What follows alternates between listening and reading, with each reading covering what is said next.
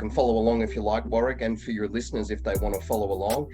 And I'll suggest that you just close your eyes and for 30 seconds, just follow along with what I'm suggesting. I want you to imagine that you're at your front door.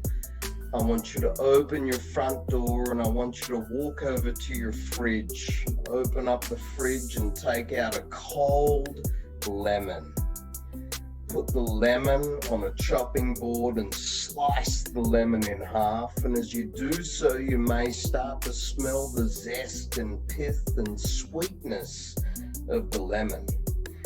As you do so, pick up one half of the lemon and squeeze the juice in the mouth, careful not to get it in your eye.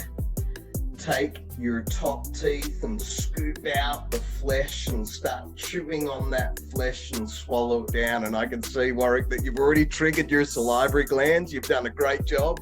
And for those of you that are following along at home, 90% of people will trigger those salivary glands. And so the reason I'm showing you that is that your thoughts are what's called neurochemical events. And those neurochemical events trigger the hypothalamus to release peptides or proteins that go into every single cell of the body. And that is what's shaping the chemistry of the body, is those thoughts. We have 70 to 90,000 thoughts a day, and 95% of those thoughts are unconscious programs.